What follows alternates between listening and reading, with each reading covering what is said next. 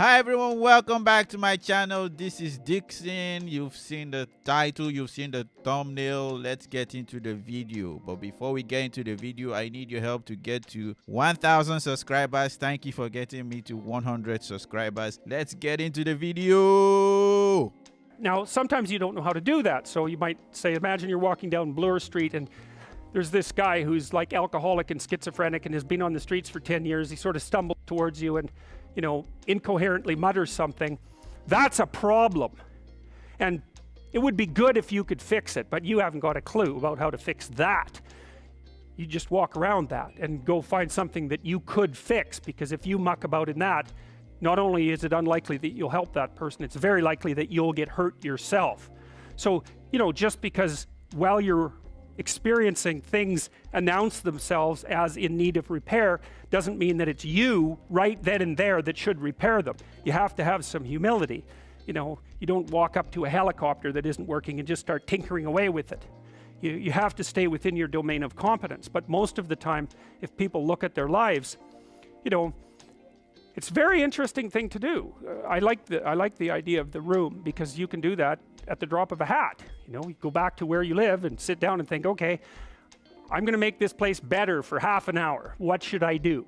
And you have to ask, and things will just pop up like mad. And it's partly because your mind is a very strange thing. As soon as you give it a name, a genuine aim, it'll reconfigure the world in keeping with that aim. That's actually how you see to begin with.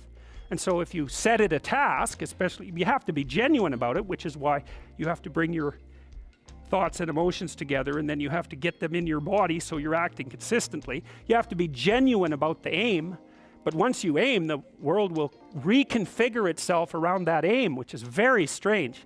And it's technically true.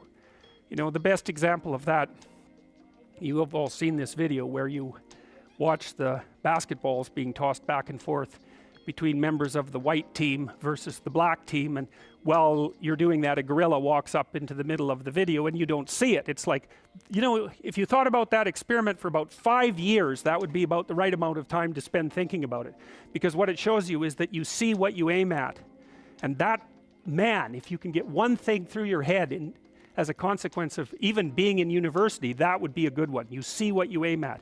And so, because one inference you might draw from that is, be careful what you aim at, right? What you aim at determines the way the world manifests itself to you.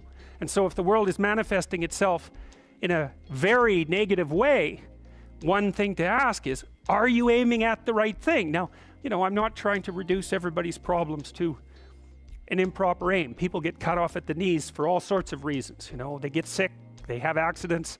There's a random element to being, that's for sure.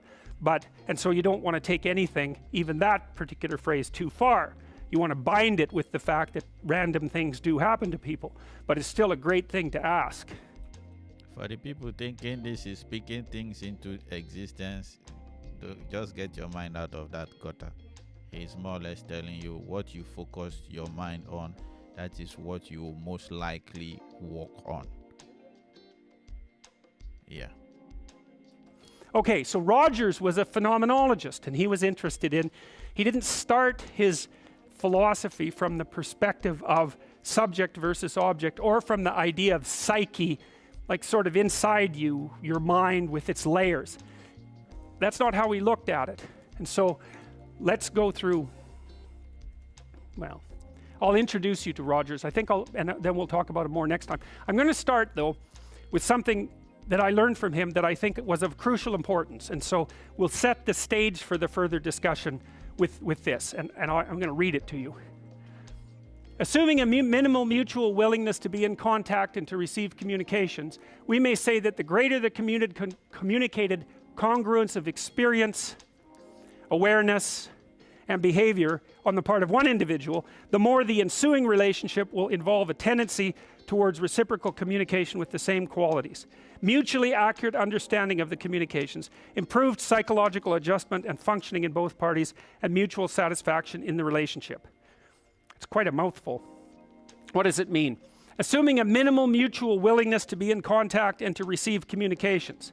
Okay, we're having a conversation. I'm deciding I'm going to listen to you, right? That's different than how people generally communicate, because usually when they communicate, they're doing something like, okay, we're going to have a conversation and I'm going to tell you why I'm right and I'll win if you agree. Or maybe you're having a conversation where, I don't know what you're trying to do. Maybe you're trying to impress the person you're talking to. So you're not listening to them at all. You're just thinking about what you're going to say next. Okay, so that's not this. This is, you might have something to tell me. And so I'm going to listen on the off chance that you'll tell me something that would really be useful for me to know. And so you could think about it as an extension of the Piagetian. You know, Piaget talked about the fundamentally important element of knowledge being to describe how knowledge is sought, the process by which knowledge is generated. Well, if you agree with me and I find that out, I know nothing more than I knew before. I just know what I knew before. And maybe I'm happy about that because, you know, it didn't get challenged. But I'm no smarter than I was before. But maybe you're different than me, and so while I'm listening to you, you'll tell me something I don't like. Maybe it's something I find contemptible or difficult, whatever. Maybe you'll tell me something I don't know, and then I won't be quite as stupid. And then maybe I won't run painfully into quite as many things. And that's a really useful thing to know, especially if you live with someone and you're trying to make long-term peace with them, is they're not the same as you. And their way they look at the world and the facts that they pull out of the world aren't the same as your facts. And even though you're going to be overwhelmed with the proclivity to demonstrate that you're right, it is the case that two brains are better than one. And so maybe 9 of the 10 things they tell you are dispensable, or maybe even 49 out of 50, but one thing, all you need to get out of the damn conversation is one thing you don't know. And one of the things that's very cool about a good psychotherapeutic session is that the whole conversation is like that. All you're doing is trying to express the truth of the situation as clearly as possible. That's it. And so now Roger's proposition, and I'll tell you why he derived it, was that if you have a conversation like that with someone, it will make both of you better. It'll make both of you psychologically healthier. So there's an implicit presupposition that the exchange of truth is curative. Well, that's a very cool idea. I mean, it's a very deep idea. I think it's the most profound idea. It's the idea upon which Western civilization, although not only Western civilization, is actually predicated. The idea that truth produces health. But for Rogers, that was the entire purpose of the Psychotherapeutic Alliance. You come to see me because you want to be better. You don't even know what that means necessarily, neither do I. We're going to figure that out together. But you come and you say, look, things are not acceptable to me, and maybe there's something I could do about that. So that's the minimal precondition to engage in therapy. Something's wrong, you're willing to talk about it truthfully, and you want it to be better. Without that, the therapeutic relationship does not get off the ground. And so then you might ask, well, what relationships are therapeutic? And the answer to that would be, if you have a real relationship, it's therapeutic. If it isn't, what you have is not a relationship. God only knows what you have. You're a slave, they're a tyrant, you know, you're both butting heads with one another. It's a primate dominance hierarchy dispute. Oh, I don't know, you're like 2 cats in a barrel, or 2 people with their hands around each other's throats. But what you have is not a relationship. So, all right. We may say that the greater the communicated congruence of experience, awareness, and behavior on the part of one individual, that's a reference to the same idea that I was describing with regards to Jung. So let's say you come and talk to me and you want things to go well. Well, I'm going to have to more or less be one thing, because if I'm all over the place, you can't trust any continuity in what I say. There's no reason for you to believe that I'm capable of actually telling you, I'm capable of expressing anything that's true. So the truth is something that emerges as a consequence of getting yourself lined up and beating all the, what would you call, all the impurities out of your soul.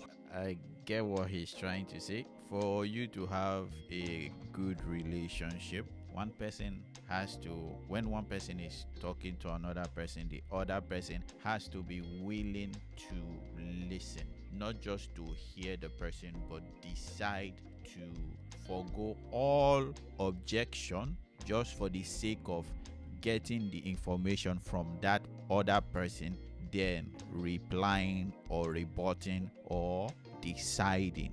So I don't know what I'm going to title this video, because I came expecting something else and I got something else.